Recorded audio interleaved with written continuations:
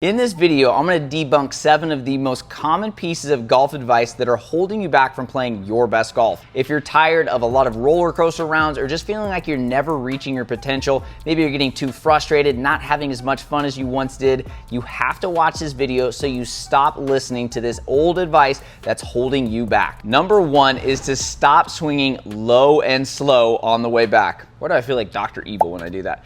Anyways, you can't go low and slow and expect to play great golf. When I was a junior golfer, I remember that was one of the first things I always heard: low and slow, you want to be real controlled, real smooth. But the thing is, that is just not true. But if you watch professional golfers, you'll notice they are anything but low and slow. In fact, the book Tour Tempo breaks this down perfectly so you can understand why most golfers hit it nowhere compared to the pros. As they mentioned in the book, the great golfers have always swung more quickly and aggressively than middle and high handicappers. If you don't believe me, take a stopwatch and time a typical tour player swing from takeaway to impact. The elapsed time will be between 0.93 seconds and 1.2 seconds. Or about as long as it takes to flip a pancake. But what about amateur golfers? How long did they actually take to swing the club? The authors later said, now take the same stopwatch and time the swings of your average weekend golfer. Your 5 handicapper, your 15 handicapper, you can't get an airborne 30 handicapper. You'll find that these non-professionals take anywhere from 1.3 seconds to a full 3.0 seconds to send the ball on its way. Now, I made this mistake so long in my golf career because, again, I was embedded with low and slow. You want to be controlled. And I really thought that low and slow was the key to playing great. And I remember actually working with Boyd Summerhays, who coaches Tony Finau, among other professional golfers, and I kept telling him, why do I feel so quick on my transition? And his answer was simple: you're simply swinging too slow on the way back. So if you're feeling like you're getting here and getting quick, the chances are you're probably just too slow on your backswing, and there's only one point you can accelerate, and you want that to be right before you hit the shot, not right here, which again was one of the biggest mistakes I made. Because again, if you look at the best players in the world, they take about 1 second to swing the club. Amateur golfers are 2 to 3 times that. And you wonder why they generate 120 miles of club head speed while the average amateur is like 93 miles an hour. Not to mention, when you swing a little bit smoother, a little bit faster, you actually improve your sequencing a lot. When I started swinging a little bit faster, I found that my ball striking was better, and obviously I had more speed, so I hit it longer as well. If you're not sure how to actually time this out, or you don't know if you're slow or fast, download the Tour Tempo app. It's $25, one of the best investments you can make in your golf game. It has long game practice and short game practice to help you understand the exact timing so you can swing with confidence. As you can see in these videos, here's my old swing from like 2016, 2017 versus my swing now in 2024. 30 yards of distance, and I've hit it so much better. So please dial in your tempo. It will change your game. Low and slow is done. The second worst piece of golf advice that's holding you back is that you need to keep your head down. This is still one of the things I hear a ton among amateur golfers when I'm on the driving range just practicing myself. I'll hear a lot of players say, well, you didn't keep your head down, that's why you topped it.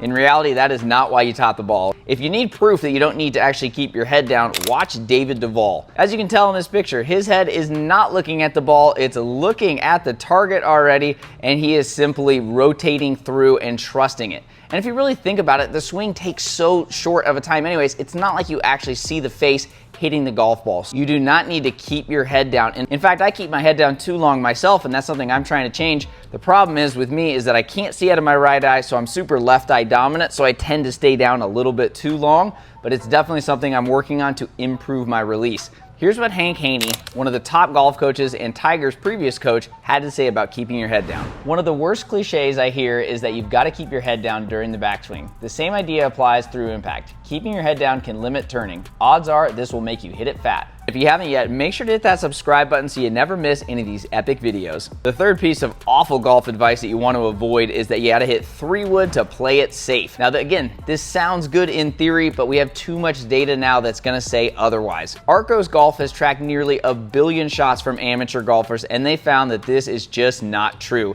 In fact, 5 handicappers only hit 3% more fairways with a 3-wood than with a driver. If you hit 3-wood, only one thing is guaranteed, and that's that you're gonna have a longer distance into the green, and the longer distance correlates to higher scoring averages across all handicaps. Don't get me wrong, there are some golfers that are gonna hit 3-wood a lot straighter than driver, but it doesn't happen nearly as much as you think. Remember, the average golfer who keeps a handicap is a 14.2, so if 5 handicaps only hit 3% more, you might be right there as well. This is why I highly recommend that you track your stats. If you're not tracking your stats using Arcos Golf yet, I couldn't recommend it enough. You can use the code WICKEDSMART to save on their trackers and start learning more about your game. If you're one of the few people that is hitting maybe 10 or 15% more fairways with 3-wood than with driver, it might be more beneficial to hit 3-wood occasionally, but I would really recommend to improve your driving above all else. The fourth piece of golf advice that I highly recommend you ignore is to think that you have to play a shot shape based on the hole design. Now again, this sounds good in theory, saying, hey, this hole doglegs from left to right, I should hit a fade. Or hey, this hole doglegs right to left, I should hit a draw. It sounds good. In a perfect world, it'd be great to be able to hit draws, fades on command. Unfortunately, most of us just do not have that type of club face control, myself included. So instead of trying to hit draws into left pin positions or hit fades from left to right holes, play one shot shape. When you play a fade or a draw consistently, you're gonna have a lot more confidence, you're not gonna have as big of misses, and you're not gonna have that dreaded double cross. The double cross is a round killer because you're gonna put yourself in some terrible positions on the course. So stop playing golf course architecture and just play a stock shot 99% of the time, and it's gonna make a massive difference in your game. Before getting into the next piece of advice you want to avoid, hit the comments and let me know, what's the best golf advice you've ever received? The next piece of golf advice I really want you to avoid if you're actually serious about shooting lower scores is trying to lag it up. I still feel like Dr. Evil when I do that, but you guys get the point. Lagging it up is for losers. Now, here's what I mean. I'm not saying that you have to hit every putt 5 feet by the hole so that way you're not a loser. That way you say, hey, I got it to the hole, or that way your friends don't call you Alice. I'm not saying that. When I hear golfers say just lag it up, it doesn't feel like they're really focused on a target. It's just like, yeah, let's just get it up there. I understand the principle, right? We want to get it inside that 3-foot circle, so hopefully you can avoid the 3-putt. A lot of times though, that's just too broad of a goal and our mind doesn't get that clarity on what we actually need to hit the putt well.